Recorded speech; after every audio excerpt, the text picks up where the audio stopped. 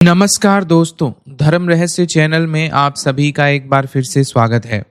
आज की यह कहानी हमको एक व्यक्ति ने भेजी है और कहा है कि पितृ दोष से संबंधित इस घटना को अवश्य प्रकाशित करें।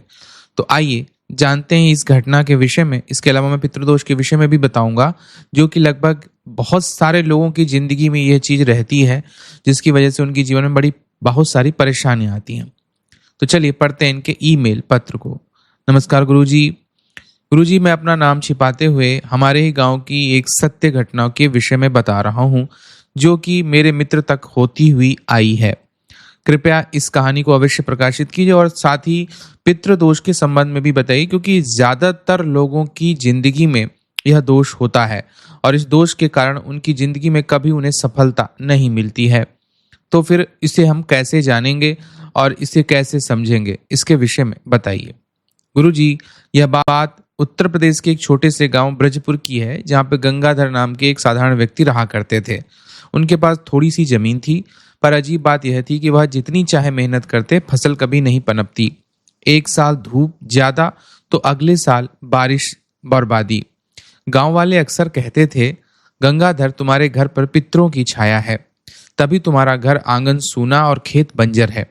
गंगाधर इन बातों को अंधविश्वास मान करके हंस देता था, लेकिन उसके भीतर कहीं ना कहीं एक डर बैठ गया था, क्योंकि सच यही था कि उसकी शादी को 12 साल हो गए थे, पर संतान सुख नहीं मिला था। घर की बकरियां, गायें बिना वजह बीमार होकर के मर जाती थीं। पिता की मौत के बाद से जैसे पूरा परिवार ही बिखर गया था। गंगाधर को रात में अजीब सपने आते थे। वह देखता था कि एक बूढ़ा व्यक्ति फटे पुराने कपड़ों में उसके दरवाजे पर खड़ा है और उसकी आंखों में पीड़ा और क्रोध दोनों झलकता था। वह हाथ जोड़कर पानी मांगता। गंगाधर डर के मारे कांप जाता था। हर बार गंगाधर उठकर देखता तो उसके घर का दिया बुझा हुआ ही मिलता था। उसकी पत्नी सावित्री ने एक दिन कहा, यह कोई साधारण सपना नहीं, जरूर यह तुम्हारे पितरों का कोई संकेत है। गंगाधर ने फिर मजबूरी में गांव के ही एक बुजुर्ग ज्योतिषी राम नारायण शास्त्री को अपनी कुंडली दिखाई। राम नारायण शास्त्री ने जैसे ही कुंडली खोली, उनके भावों को देखा और गहरी सांस खींचकर बोले, बेटा, तुम्हारी कुंडली में ग्रहण योग है, सूर्य राहु से पीड़ित है और नवम भाव शनि से दूषित है।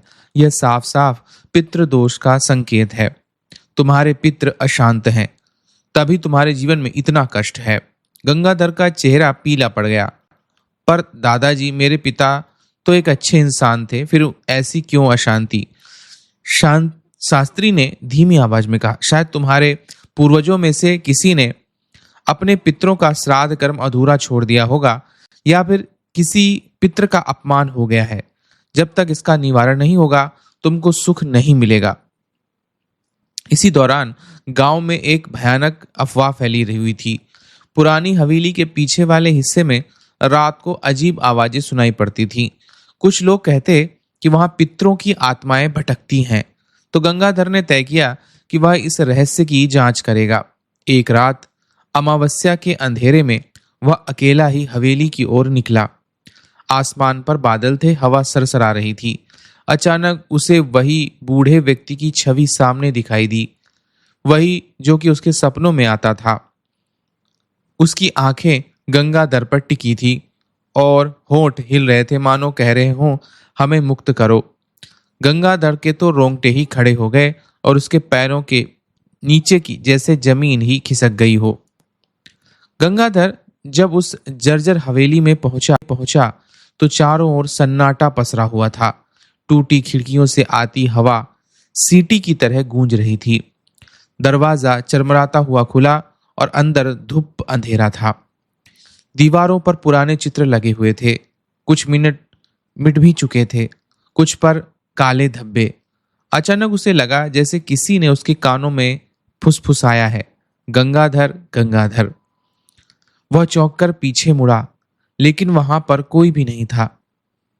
जैसे जैसे वह हवेली के भीतर बढ़ा, उसके कदमों की गूंज के साथ साथ किसी और के कदमों की आवाजें भी आने लगीं। कभी आगे और कभी पीछे। उसका दिल तेजी से धड़कने लगा। तभी उसे कमरे में कोने में एक दीपक टिमटिमाता हुआ दिखा। दीपक के पास वही बूढ़ा व्यक्ति बैठा था जो बार बार सपनों में आता था। वह बार बार साफ स्वर में बोला, तुम्हारे पूर्वज अधूरे कर्मों के कारण यहाँ बंधे हुए हैं। श्राद्ध अधूरा रह गया है। पीढ़ियों से मुक्ति की प्रतीक्षा वो कर रहे हैं। गंगाधर ने कांपती आवाज में पूछा, पर दादाजी श्राद्ध क्यों अधूरा रह गया? बूढ़े ने धीमी आवाज में कहा, कई पीढ़ी पहले तुम्हारे एक पूर्वज ने स्वार्थ में आकर अपने ही भाई की जमीन हड़प ली थी। उसका समय श्राद्ध कर्म में भोजन और तर्पण रोक दिया गया और तब से हमारी आत्माएं भटक रही हैं। गंगाधर की आंसू से आंसू बह निकले। तो मैं क्या करूं? कैसे मुक्ति दूं? बूढ़े ने कहा, आगामी पितृपक्ष की अमावस्या को नदी किनारे जाकर विधिवत श्राद्ध करो। कच्चे तिल, कच्चा दूध, सफेद कपड़े अर्पित करना, तभी हमारी मुक्ति होगी। इतना कहकर वह आकृति धुएं की तरह गायब हो गई। गंगाधर वहीं जमीन पर बैठा रहा। उसके कानों में बस एक ही वाक्य गूंज रहा था, हमें मुक्त करो। कुछ दिनों के बाद जब पितृ अमावस्या आई, गंगाधर ने शास्त्री की मदद से नदी के किनारे श्राद्ध की तैयारी की। पूरा वातावरण रहस्यमय ही था वहां का। जैसे ही उसने तर्पण के जल में काले तिल मिलाकर अर्पण किया, अचानक से तेज हवाएं चलने लगीं। दीपक बुझ गया। आसमान में जैसे काले बादल उमड़ आए हों। उसकी पत्नी सावित्री डर गई, पर शास्त्री जी ने मंत्रोच्चारण जारी रखा। गंगाधर ने आंखें बंद कर पितरों को याद किया और बोला, हे पूर्वजों, मेरी भूल को क्षमा करें। आप सबको मैं जल अर्पित करता हूं, अब शांति पाएं। जैसे ही अंतिम अर्घ्य अर्पित किया गया, नदी का पानी अचानक से चमकने लगा। गंगाधर ने देखा कि जल में उसी बूढ़े व्यक्ति की परछाई दिखाई दे रही है, लेकिन इस बार उसका चेहरा शांत और मुस्कुराता हुआ सा दिखाई दे रहा था। धीरे धीरे उसकी छवि धुंधली होकर लहरों में विलीन हो गई। शास्त्री जी बोले, बेटा, तुम्हारे पितृ अब मुक्त हो चुके हैं और पितृदोष समाप्त हो चुका है। उस रात के बाद गंगाधर का जीवन सच में बदलने लगा। खेतों में फसल लहलहाने लगी, घर में खुशी लौटी और कुछ महीनों बाद उसकी पत्नी ने पुत्र को जन्म दिया। गंगाधर जान चुका था कि पूर्वजों की आत्मा की शांति के बिना वंश की उन्नति संभव ही नहीं है। लेकिन इसके बाद भी विशेष घटनाएं घटी और उसमें लगा बहुत समय। समय बीतता गया। गंगाधर की मेहनत और भक्ति से गांव में समृद्धि भी आई। उसका बेटा सफल हुआ और धीरे धीरे उसका पोता भी आगे बढ़ने लगा। उसका पोता अब पढ़ाई करके शहर में चला गया और वहां ही जाकर के बड़ी नौकरी करने लगा। अभय होशियार और महत्वाकांक्षी था। एक बड़ी कंपनी में उसे काम मिला। जल्द ही उसने अपना घर ले लिया और परिवार वालों से अलग रहने लगा। लेकिन जैसे ही शादी होती है, अजीब घटनाएं शुरू हो जाती हैं। शादी के शुरुआती दिनों में तो लगभग सब कुछ ठीक चला, लेकिन धीरे धीरे पत्नी सुषमा बार बार बीमार रहने लगी। अभय को ऑफिस में बार बार प्रमोशन उसका रुक जाता। घर में अचानक लाइटें बुझ जाती। रात में अजीब अजीब आवाजें सुनाई देती। एक दिन सुषमा ने कांपते हुए कहा, अभय, मैंने कल रात देखा कि एक बूढ़ा आदमी हमारे कमरे में खड़ा था। उसने कहा हमसे विश्वासघात हुआ है। अभय यह बात सुनकर सन्न रह गया। यह वही चेहरा था जिसे उसने बचपन में अपने बाबा के माध्यम से सुना था, गंगाधर के सपनों वाला व्यक्ति। अभय ने तुरंत ही पंडितों से अपनी कुंडली दिखाई।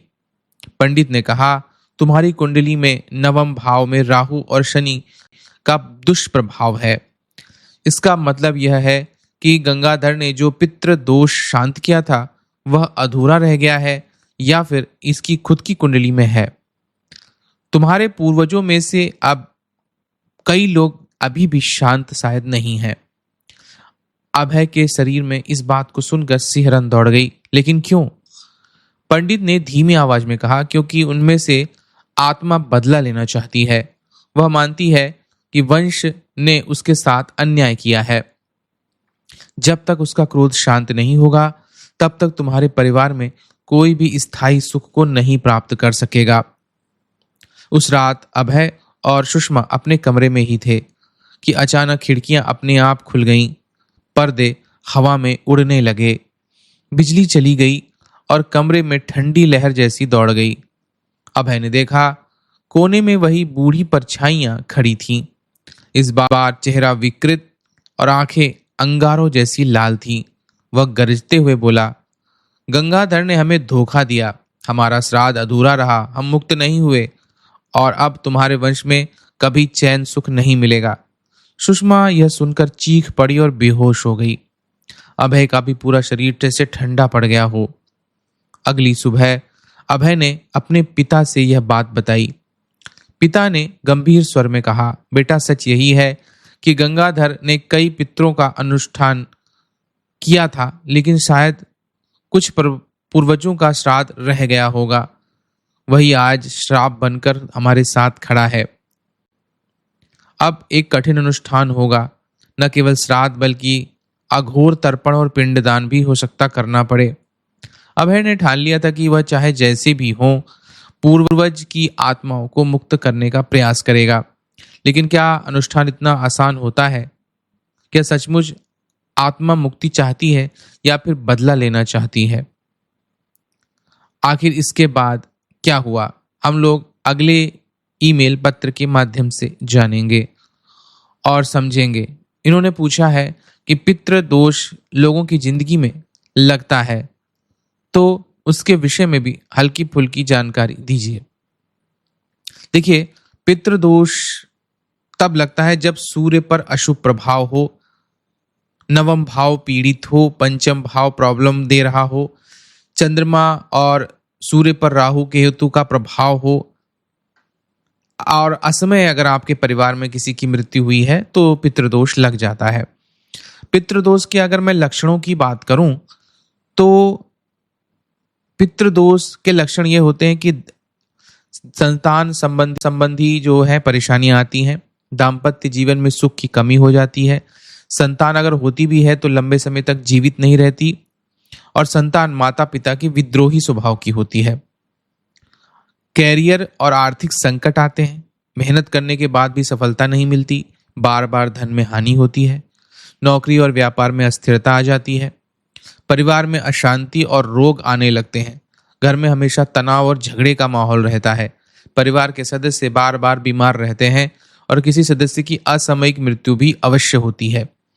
सपनों में बार बार संकेत आते हैं, पुराने पितृ लोग आपको सपने में दिखाई पड़ते हैं। सपनों में पानी, नदी, तालाब, भूखे प्यासे लोग इत्यादि दिखाई पड़ते हैं। श्राद्ध कर्म में समस्याएं आती हैं, आप श्राद्ध भी नहीं कर पाते हैं। पितृपक्ष में समय में अचानक बाधाएं आपके परिवार पर आती हैं। श्राद्ध करते समय आपका मन अशांत हो जाता है और कर्म कांड में अड़चने आती हैं। इसके अलावा घर में पेड़ पौधे, पशु पक्षी भी अपने आप ही सूख जाते हैं या मर जाते हैं। विवाह में बार बार रुकावटें आती हैं, शादियां नहीं हो पाती हैं, व्यक्ति के जीवन में स्थिरता नहीं मिलती है और बार बार जीवन में दुखद घटनाएं आती रहती हैं। तो ये सारे लक्षण जो हैं वो पितृदोष के हैं। आप अगर चाहते हैं पितृदोष का निवारण और उसके संबंध में जानकारी तो आप कुंडली दिखा सकते हैं हमको। हमारे माँ पराशक्ति धर्म रहस्य सेवा ट्रस्ट में यह कार्य किया जा रहा है, जिसमें हम इसी तरह की जो भी परेशानियां हैं कुंडली विश्लेषण के द्वारा आप उसके संबंध में जान सकते हैं और उसके जो उपाय हैं उसके संबंध में भी आपको फिर बताया जाएगा कि अगर आपके जीवन में पितृदोष है तो पितृदोष का उपाय कैसे किया जाए और किस प्रकार से आप उससे बच सकते हैं। तो जो लोग भी कुंडली विश्लेषण करवाना चाहते हैं, हमारी कार्यकारिणी टीम जिनका मोबाइल नंबर उपलब्ध रहता है यूट्यूब के पोस्ट में, उनसे संपर्क करके अपने स्थान को रिजर्व कर सकते हैं। और इस तरह की अगर कोई समस्या आपके जीवन में आ रही है, पितृदोष बाधा वगैरह है, तो उसको हम लोग हटाने में आपकी मदद अवश्य करेंगे। तो अगर यह वीडियो आपको पसंद आया है तो चैनल को लाइक, शेयर और सब्सक्राइब जरूर करें। आप सभी का दिन मंगलमय हो। जय मां पराशक्ति।